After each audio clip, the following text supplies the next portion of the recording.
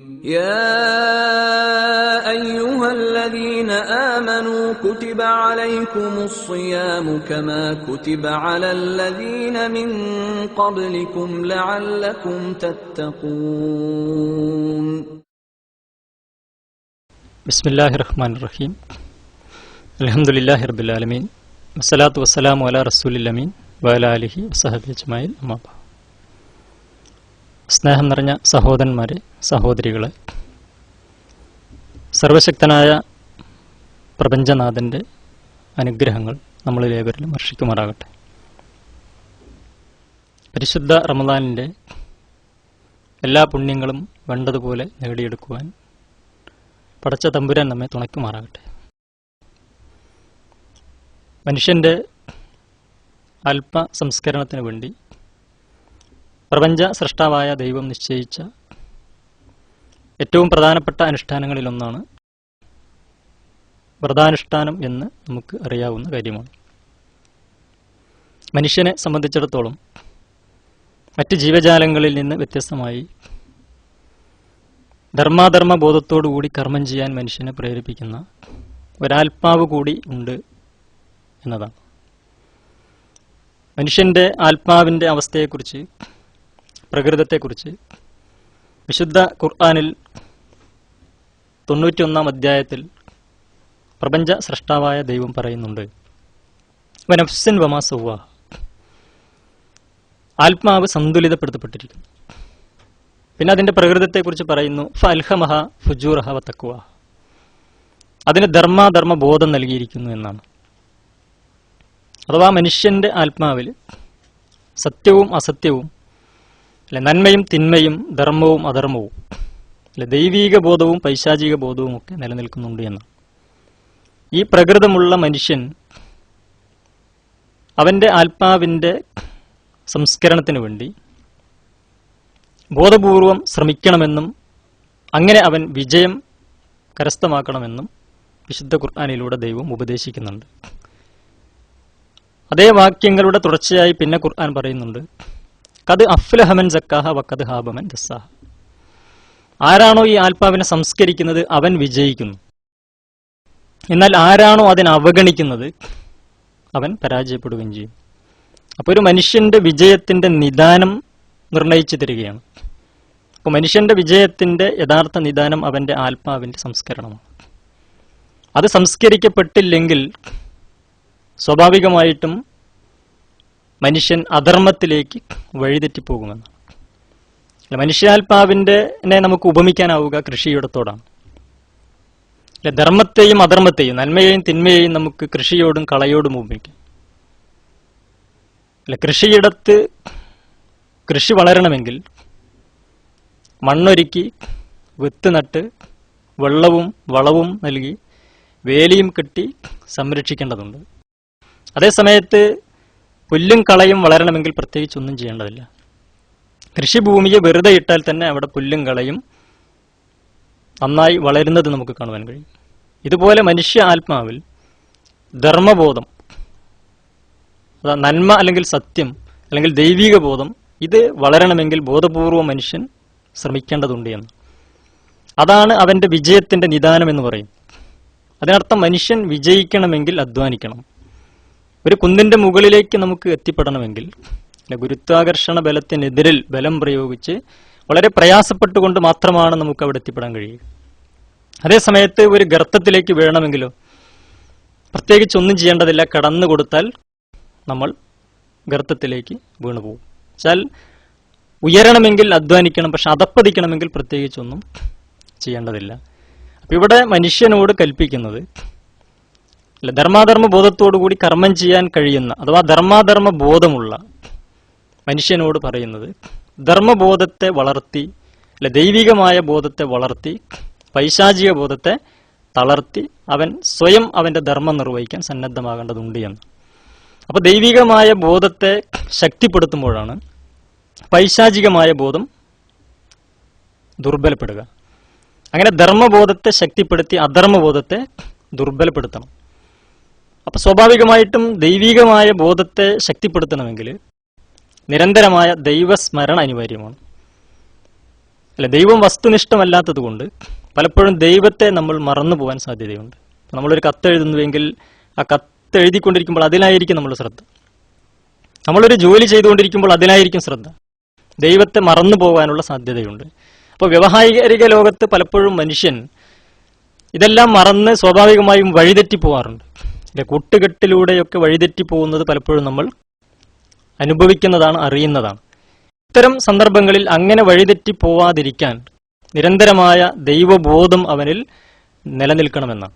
ഈ ദൈവബോധം മനുഷ്യാത്മാവിൽ രൂഢമൂലമാകാൻ നിരന്തരമായി ദൈവത്തെ സ്മരിക്കേണ്ടതുണ്ട് എന്ന് ദൈവം തന്നെ, സൃഷ്ടാവായ ദൈവം തന്നെ സൃഷ്ടികളാകുന്ന മനുഷ്യരോട് കൽപ്പിച്ചിട്ടുണ്ട്.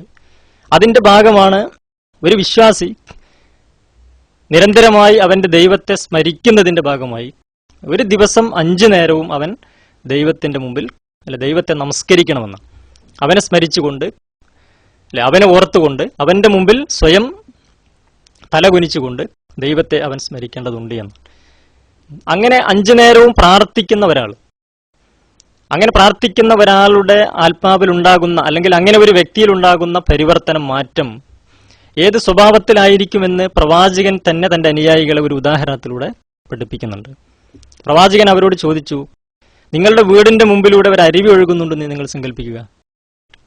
അതിൽ പോയി 5 നേരവും നിങ്ങൾ വൃത്തിയായി കുളിക്കുന്നു എങ്കിൽ നിങ്ങളുടെ ശരീരത്തിൽ വല്ല അഴുക്കും ബാക്കി ഉണ്ടാകുമോ എന്ന് ചോദിച്ചപ്പോൾ പ്രവാചകന്റെ അനുയായികൾ പറഞ്ഞു, ഇല്ല പ്രവാചകരെ, എങ്കിൽ ഞങ്ങളുടെ ശരീരത്തിൽ അഴുക്കൊന്നും ബാക്കി ഉണ്ടാവുകയില്ല. ആ സമയത്ത് പ്രവാചകൻ അവരോട് പറഞ്ഞു, ഇതുപോലെയാണ് 5 നേരവും ആത്മാർത്ഥമായി നമസ്കരിക്കുന്ന ഒരാളുടെ ആത്മാവ് എന്ന് പറഞ്ഞാൽ ശരീരത്തെ വൃത്തിയാക്കുവാൻ വെള്ളം ഉപയോഗിക്കാം. പക്ഷെ ആത്മാവിനെ വൃത്തിയാക്കണമെങ്കിൽ ദൈവസ്മരണയാണ് അതിനുള്ള മാർഗം. അതേസമയത്ത് കുളി തന്നെയുണ്ട് 2 രീതിയിൽ. വെള്ളത്തിലൊന്ന് മുങ്ങിക്കേറുന്ന സ്വഭാവത്തിൽ ഒരാൾ 100 പ്രാവശ്യം കുളിച്ചാലും യഥാർത്ഥത്തിൽ വൃത്തിയാവുകയില്ല. കുളിക്കേണ്ടതുപോലെ കുളിച്ചാൽ മാത്രമാണ് വൃത്തിയാവുക. എന്നതുപോലെ നമസ്കാരവുമുണ്ട് 2 തരത്തിൽ. ശരിയായ അർത്ഥത്തിൽ നമസ്കരിക്കുന്നില്ലെങ്കിൽ ഒരിക്കലും അവന്റെ ആത്മാവ് സംസ്കരിക്കപ്പെടുകയില്ല. അതിന് ഉദാഹരണം ചിലപ്പോൾ നമുക്ക് ചുറ്റും ജീവിച്ചുകൊണ്ടിരിക്കുന്ന വിശ്വാസികളാണെന്ന് പറയുന്ന ആളുകളുടെ കർമ്മങ്ങളിലൂടെ നമുക്കത് ബോധ്യപ്പെടും. അവർ പള്ളിയിൽ പോയി നമസ്കരിക്കും, നോമ്പെടുക്കും, അനുഷ്ഠാനങ്ങളെല്ലാം കൃത്യമായി നിർവഹിക്കും, പക്ഷേ പുറത്തിറങ്ങിയാൽ അവർ വൃത്തികേടുകൾ കാണിക്കും. അങ്ങനെ കാണിക്കുന്ന ആളുകളെ കുറിച്ച്, അങ്ങനെ ചെയ്യുന്നവരെ കുറിച്ച് വിശുദ്ധ ഖുർആനിലൂടെ തന്നെ പറയുന്നത് ഫവൈലുല്ലിൽ മുസല്ലീൻ, നമസ്കാരക്കാർക്ക് നാശമാണ് എന്ന് പറഞ്ഞാൽ ഇവിടെ നമസ്കാരം എന്ന് പറയുന്ന പവിത്രമായ ഒരു പുണ്യകർമ്മം പാപമായി തീരുകയാണ്. കാരണം അവന്റെ കർമ്മം ശരിയാവുന്നില്ല എന്നതുകൊണ്ടാണ്. അതുകൊണ്ട് തന്നെയാണ് വിശുദ്ധ ഖുർആനിലൂടെ സൂചിപ്പിച്ചത് നമസ്കാരം നിങ്ങളെ തിന്മയിൽ നിന്ന് തടയുമെന്ന്. അപ്പൊ ഒരാൾ ആത്മാർത്ഥമായി നമസ്കരിക്കുന്നുവെങ്കിൽ സ്വാഭാവികമായിട്ടും അവന്റെ കർമ്മങ്ങൾ സംസ്കരിക്കപ്പെടും. കർമ്മങ്ങൾ സംസ്കരിക്കപ്പെട്ടിട്ടുണ്ടോ എന്നറിയുക, അവന്റെ ആത്മാവ് സംസ്കരിക്കപ്പെട്ടിട്ടുണ്ടോ എന്നറിയുക കർമ്മങ്ങൾ പരിശോധിക്കുമ്പോഴാണ്. ഒരു കുടത്തിലിരിക്കുന്നത് പാലാണെങ്കിൽ അതിൽ നിന്ന് പുറത്തേക്ക് തുളുമ്പി വരുന്നത് പാലായിരിക്കും. അതേസമയത്ത് കുടത്തിലിരിക്കുന്നത് ചാരായമാണെങ്കിൽ പുറത്തേക്ക് തുളുമ്പി വരുന്നത് ചാരായമായിരിക്കും. ഒരാളുടെ ആത്മാവ് സംസ്കരിക്കപ്പെട്ടിട്ടുണ്ടെങ്കിൽ അത് സൽക്കർമ്മമായി പുറത്തു വരും. അപ്പൊ നമസ്കാരം എന്ന് പറയുന്ന ഈ അനുഷ്ഠാനം, ഈ ഒരു സ്വഭാവത്തിൽ അവന്റെ കർമ്മങ്ങളെ സ്വാധീനിക്കേണ്ടതുണ്ട് എന്ന് പ്രപഞ്ച സൃഷ്ടാവായ ദൈവം ഇത് മനുഷ്യന് നിശ്ചയിക്കുമ്പോൾ അതിന്റെ പരമമായ ലക്ഷ്യമായി പഠിപ്പിക്കപ്പെട്ടിട്ടുണ്ട്. ഇതേപോലെ തന്നെ മനുഷ്യന്റെ പ്രകൃതമനുസരിച്ച് അവന്റെ സംസ്കരണത്തിനും അവന്റെ വിജയത്തിനും അവന്റെ രക്ഷയ്ക്കും വേണ്ടി നിശ്ചയിച്ചു തന്നിട്ടുള്ള പ്രധാനപ്പെട്ട മറ്റൊരു അനുഷ്ഠാനമാണ് വ്രതാനുഷ്ഠാനം എന്ന് പറയുന്നത്. ഈ വ്രതാനുഷ്ഠാനം റമദാൻ മാസത്തിൽ പൂർണ്ണമായും അവൻ നിർവഹിക്കേണ്ടതുണ്ട് എന്ന് കൽപ്പിക്കപ്പെട്ടിട്ടുണ്ട്. ആ വ്രതം അവൻ നിർവഹിക്കുമ്പോൾ, അതവൻ അനുഷ്ഠിക്കുമ്പോൾ സ്വാഭാവികമായിട്ടും അവനിലുണ്ടാകുന്ന പരിവർത്തനം, അല്ലെങ്കിൽ ഏതൊരു സ്വഭാവത്തിലാണ് വ്രതാനുഷ്ഠാനം മനുഷ്യന്റെ സംസ്കരണത്തിന് ഉതകുക എന്നത് അതൊരു ചെറിയ ഉദാഹരണത്തിലൂടെ വിശദീകരിക്കുമ്പോൾ കുറച്ചുകൂടി വ്യക്തമാവും. നമ്മളുടെ ശരീരത്തെ ഒരു രാജ്യമായി സങ്കല്പിക്കുക. ആത്മാവ് ആ ശരീരമാകുന്ന രാജ്യത്തിലെ രാജാവാണ്. നമ്മളുടെ ഇച്ഛകളാകട്ടെ അവിടുത്തെ പ്രജകളുമാണ്. അപ്പൊ ഇച്ഛകൾ ആകുന്ന പ്രജകൾ, ഈ ഇച്ഛകളാകുന്ന പ്രജകളിൽ നല്ലതും ചീത്തയും ഒക്കെയുണ്ട്. അനവധി ഇച്ഛകളുണ്ട്, അതിൽ നല്ലതുമുണ്ട് ചീത്തയുമുണ്ട്.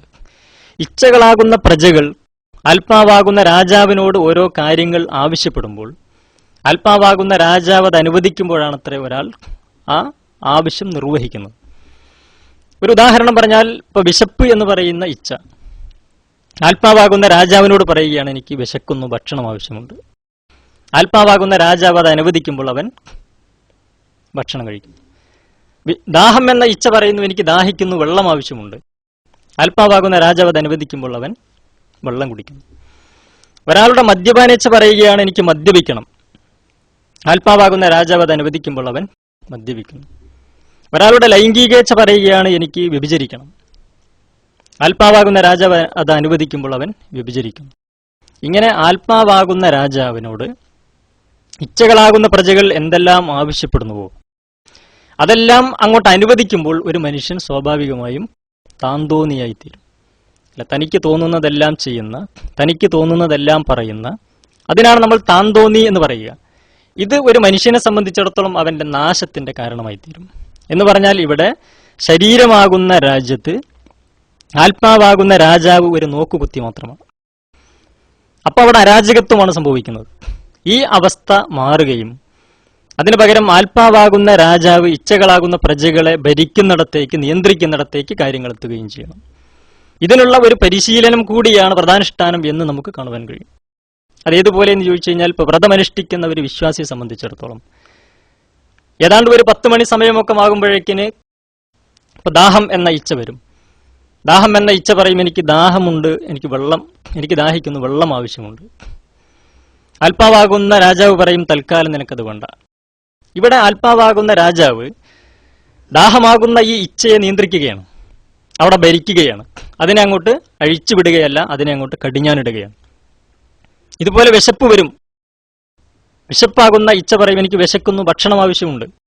ആത്മാവാകുന്ന രാജാവ് പറയും, തൽക്കാലം നിനക്കത് വേണ്ട. ഇവിടെ ആത്മാവാകുന്ന രാജാവ് വിശപ്പാകുന്ന ഈ ഇച്ഛയെ യഥാർത്ഥത്തിൽ കടിഞ്ഞാലിടുന്നു, നിയന്ത്രിക്കുന്നു, ഭരിക്കുന്നു. ഇങ്ങനെ ഇച്ഛകളാകുന്ന പ്രജകളെ ആത്മാവാകുന്ന രാജാവ് നിയന്ത്രിക്കുന്നിടത്തേക്ക് കാര്യങ്ങൾ എത്തണം. അങ്ങനെ വരുമ്പോൾ തനിക്ക് സ്വയം നാശത്തിലേക്ക് നയിക്കാൻ കാരണമാകുന്ന, തന്നെ സ്വയം നാശത്തിലേക്ക് നയിക്കാൻ കാരണമാകുന്ന സകലവിധ ഇച്ഛകളെയും കടിഞ്ഞാനിടാൻ, നിയന്ത്രിക്കാൻ ഒരു മനുഷ്യന് കഴിയുന്നു. അങ്ങനെ കഴിയേണ്ടതുണ്ട് എന്നാണ്. അങ്ങനെ ഇച്ഛകളാകുന്ന പ്രജകളെ ആത്മാവാകുന്ന രാജാവ് നിയന്ത്രിക്കുന്നിടത്തേക്ക് കാര്യങ്ങൾ എത്തണം. ഇതിനുള്ള ഒരു നല്ല പരിശീലനമാണ് യഥാർത്ഥത്തിൽ വ്രതാനുഷ്ഠാനം എന്ന് പറയുന്നത്. എന്ന് മാത്രമല്ല, ഇത് ദൈവത്തെ അനുസരിക്കാനുള്ള ഒരു പരിശീലനം കൂടിയാണ്. കാരണം ദൈവത്തെ കാണുന്നില്ല, എന്നാലും ദൈവത്തിന്റെ കൽപ്പനകൾ അനുസരിക്കുകയാണ്. വ്രതാനുഷ്ഠാനം അത് കുറച്ചുകൂടി കൃത്യമായി ഒരു മനുഷ്യന്റെ വിശ്വാസം എത്രത്തോളം ശക്തിയുള്ളതാണെന്ന് പരീക്ഷിക്കാൻ കൂടി പര്യാപ്തമാകുന്ന സ്വഭാവത്തിലുള്ളതാണ്. ഇപ്പൊ നോമ്പനുഷ്ഠിക്കുന്ന സമയത്ത് അല്ലെ, നന്നായി ദാഹിക്കുന്നുണ്ടാകും, വെള്ളം ധാരാളം ലഭിക്കുന്നുണ്ടാവും. പക്ഷെ എന്നാലും ഒരു വിശ്വാസി വെള്ളം കുടിക്കുന്നില്ല. ഞാൻ നോമ്പനുഷ്ഠിക്കുന്ന ഒരു സന്ദർഭത്തിൽ എനിക്ക് ദാഹം വരും, വെള്ളം ഇഷ്ടംപോലെ കിട്ടാനുണ്ടാവും, ആരെയും കാണാതെ വേണമെങ്കിൽ വെള്ളം കുടിക്കാവുന്നതാണ്. പക്ഷെ ഞാൻ വെള്ളം കുടിക്കുന്നില്ല. കാരണം എന്നോട് എൻ്റെ നാഥൻ കൽപ്പിച്ചിരിക്കുന്നു, ഈ സമയത്ത് നിനക്ക് വെള്ളം നിഷിദ്ധമാണ്. അതുപോലെ വിശപ്പ് വരും. ഒരു വ്രതമനുഷ്ഠിച്ചു കൊണ്ടിരിക്കുന്ന ഒരു വിശ്വാസിയെ സംബന്ധിച്ചിടത്തോളം വിശപ്പ് അനുഭവപ്പെടും. ഭക്ഷണം ലഭ്യമാണ്, ആരെയും കാണാതെ വേണമെങ്കിൽ ഭക്ഷണം കഴിക്കാവുന്നതാണ്. പക്ഷെ ആ സമയത്ത് ഭക്ഷണം കഴിക്കുന്നില്ല. കാരണം എന്നോട് എൻ്റെ നാഥൻ കൽപ്പിച്ചിരിക്കുന്നു, ഈ സമയത്ത് നിനക്ക് ഭക്ഷണം നിഷിദ്ധമാണ്. അപ്പോൾ ദൈവത്തെ കാണുന്നില്ലെങ്കിലും ദൈവത്തിൻ്റെ കൽപ്പനയെ കൃത്യമായി പാലിക്കുകയാണ്. അതായത് സ്വന്തം ഇച്ഛകളെ ദൈവത്തിന്റെ ഇച്ഛയ്ക്ക് വിധേയപ്പെടുത്തുകയാണ്. മനുഷ്യന്റെ ഏറ്റവും പ്രാഥമികമായ ഇച്ഛകളാണല്ലോ വിശപ്പ്, ദാഹം എന്നൊക്കെ പറയുന്നത്. ഈ വിശപ്പ്, ദാഹം പോലെയുള്ള ഇച്ഛകളെ വരെ ദൈവത്തിന്റെ ഇച്ഛയ്ക്ക് വിധേയപ്പെടുത്തുക, അല്ലെങ്കിൽ ദൈവകൽപ്പനയ്ക്ക് വിധേയപ്പെടുത്തുക. ഇങ്ങനെ പരിശീലിക്കുന്ന ഒരാളെ സംബന്ധിച്ചിടത്തോളം സ്വാഭാവികമായിട്ടും ദൈവകൽപ്പനകൾ പാലിക്കാൻ പ്രയാസമുണ്ടാവുകയില്ല. അപ്പൊ അവന്റെ ജീവിതത്തിന്റെ മുഴുമേഖലകളിലേക്കും ദൈവം നിർണയിച്ചു തന്നിട്ടുള്ള വിധിവിലക്കുകൾ പാലിക്കാൻ സ്വാഭാവികമായും ഇതിലൂടെ അവൻ പരിശീലിക്കപ്പെടുകയാണ് ചെയ്യുന്നത്. ഇങ്ങനെ നമസ്കാരത്തിലൂടെയും വ്രതാനുഷ്ഠാനത്തിലൂടെയും ഒക്കെ പരിശീലനം സിദ്ധിക്കുന്ന, അല്ലെങ്കിൽ അല്പസംസ്കരണത്തിന് വിധേയമാകുന്ന ഒരു വിശ്വാസി യഥാർത്ഥത്തിൽ ഏതു ഒരവസ്ഥയിലായി തീരണമെന്ന് ചോദിച്ചു കഴിഞ്ഞാൽ, മനുഷ്യൻ എന്ന നിലയ്ക്ക് അവൻ അവന്റെ ധർമ്മം നിർവഹിക്കാൻ സജ്ജമായി തീരേണ്ടതുണ്ട് എന്നാണ്. ഏതുപോലെ എന്ന് ചോദിച്ചു കഴിഞ്ഞാൽ, ശിശിരകാലത്ത് ഇല പൊഴിക്കുന്ന വൃക്ഷങ്ങളോട് നമുക്കിതിനെ ഉപമിക്കാം. വൃക്ഷങ്ങൾ ആഹാരം പാകം ചെയ്യുന്നത് ഇലകളിലാണെന്ന് നമുക്കറിയാം. പക്ഷെ ശിശിരകാലത്ത് വൃക്ഷങ്ങൾ ഇല പൊഴിക്കുകയാണ്. അങ്ങനെ ശിശിരകാലത്ത് ഇല പൊഴിച്ച് ഏതാണ്ട് ഒരു വ്രതാനുഷ്ഠാനത്തിന്റെ തലത്തിൽ അത് എത്തിപ്പെടുകയാണ്. പിന്നെ സ്വാഭാവികമായും കുറച്ച് കഴിയുമ്പോൾ ഒരിടവേളയ്ക്ക് ശേഷം അതിൽ പുതിയ തളിരുകൾ ഉണ്ടാകുന്നു, പുതിയ പൂക്കൾ ഉണ്ടാകുന്നു, അങ്ങനെ പുതിയ കായ്കൾ ഉണ്ടായി അത് പടർന്ന് പന്തലിച്ച് ഒരു വൃക്ഷം എന്ന നിലയ്ക്ക് അതിന്റെ ധർമ്മം നിർവഹിക്കാൻ അത് സജ്ജമാവുകയാണ്. എന്ന് പറഞ്ഞാൽ ഒരു ശിശിരം മുതൽ മറ്റൊരു ശിശിരം വരെയുള്ള കാലയളവിനുള്ളിൽ പുഴുക്കുത്ത് വന്ന ഇലകളെല്ലാം പൊഴിച്ചു കളഞ്ഞ് അതതിന്റെ ധർമ്മനിർവഹണത്തിന് സജ്ജമാകുന്നത് പോലെ ഒരു റമദാൻ മുതൽ മറ്റൊരു റമദാൻ വരെയുള്ള കാലയളവിനുള്ളിൽ വന്നുപോയിട്ടുള്ള പാപക്കറകളെല്ലാം കഴുകിക്കളഞ്ഞ് അതെല്ലാം മാറ്റിയെടുത്ത് വ്രതാനുഷ്ഠാനത്തിലൂടെ നിരന്തരമായ നമസ്കാരത്തിലൂടെ ആത്മാവിനെ സംസ്കരിച്ച് പാപങ്ങൾ കഴുകിക്കളഞ്ഞ് വിശ്വാസത്തിന്റെ പുതിയ തളിരുകളും പുതിയ പൂക്കളും കായ്കളും ഉണ്ടായിക്കൊണ്ട് അവന്റെ ധർമ്മനിർവഹണത്തിന് ഒരു വിശ്വാസി സന്നദ്ധമാവേണ്ടതുണ്ട് എന്നാണ്. ഇങ്ങനെ ആയിത്തീരുന്ന ഒരു വിശ്വാസിയെ സംബന്ധിച്ചിടത്തോളം, അല്ലെങ്കിൽ അത്തരം വിശ്വാസികളെ സംബന്ധിച്ചിടത്തോളം, അവരുടെ നിലവിലുള്ള മനുഷ്യ സമൂഹത്തിലുള്ള റോൾ എന്താണ് എന്ന് വിശുദ്ധ ഖുർആനിലൂടെ പറയുന്നുണ്ട്. കുന്തും ഖൈറ ഉമ്മത്തിൻ ഉഖരിജത്തിൽ ഇന്നാസ്, അത് ജനങ്ങൾക്ക് വേണ്ടി നിയോഗിക്കപ്പെട്ട ഒരു ഉത്തമ സമൂഹമാണ് നിങ്ങൾ. ഇവിടെ വിശുദ്ധ ഖുർആൻ പറഞ്ഞ ജനങ്ങൾക്ക് വേണ്ടി നിയോഗിക്കപ്പെട്ട ഉത്തമ സമൂഹം എന്ന് പറഞ്ഞത് ഒരു പാരമ്പര്യ മുസ്ലിം സമുദായത്തെക്കുറിച്ചല്ല. ദൈവത്തിന്റെ കൽപ്പനകൾ അനുസരിച്ച് ജീവിക്കാൻ സന്നദ്ധമായിട്ടുള്ള, സ്വയം സംസ്കരണത്തിന് വിധേയമായി ജനങ്ങൾക്ക് വേണ്ടി ജീവിക്കാൻ സന്നദ്ധമായിട്ടുള്ള വിശ്വാസ സമൂഹത്തെക്കുറിച്ചാണ്. ആ ഒരു സ്വഭാവത്തിൽ ആയിത്തീരേണ്ടതുണ്ട് എന്ന്. അങ്ങനെ ഈ ലോകത്ത്, ഈ ഭൂമിയിൽ ജീവിക്കുമ്പോൾ ഒരു മനുഷ്യൻ എന്ന നിലയ്ക്ക് തന്റെ ധർമ്മങ്ങൾ സൃഷ്ടാവിനോടുള്ള ബാധ്യത നിർവഹിക്കുന്നത് പോലെ സൃഷ്ടികളോടുകൂടി നിർവഹിച്ച് അവൻ ഈ ഭൂമിയിൽ ജീവിക്കുമ്പോൾ സ്വാഭാവികമായും അവൻ ദൈവത്തിന്റെ പ്രീതിക്ക് അർഹനായിത്തീരുമെന്ന്. അങ്ങനെ ദൈവത്തിന്റെ പ്രീതിക്ക് അർഹനായിത്തീരുന്ന ഒരു മനുഷ്യൻ മരണത്തോടുകൂടി ദൈവത്തിന്റെ പ്രീതിക്ക് അർഹനായതുകൊണ്ട് ദൈവത്തിന്റെ സമ്മാനമാകുന്ന സ്വർഗത്തിലേക്ക് അവൻ പ്രവേശിക്കുമെന്നാണ്.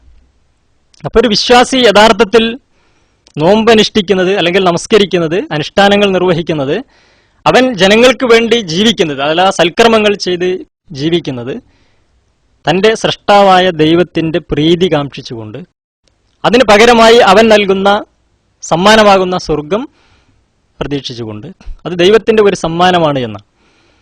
അതിനുവേണ്ടി അവൻ എന്ത് ചെയ്യുന്നു? അവന്റെ ജീവിതത്തെ സ്വാഭാവികമായിട്ടും ദൈവകൽപ്പനകൾക്ക് വിധേയമാക്കി ക്രമീകരിക്കുകയാണ്.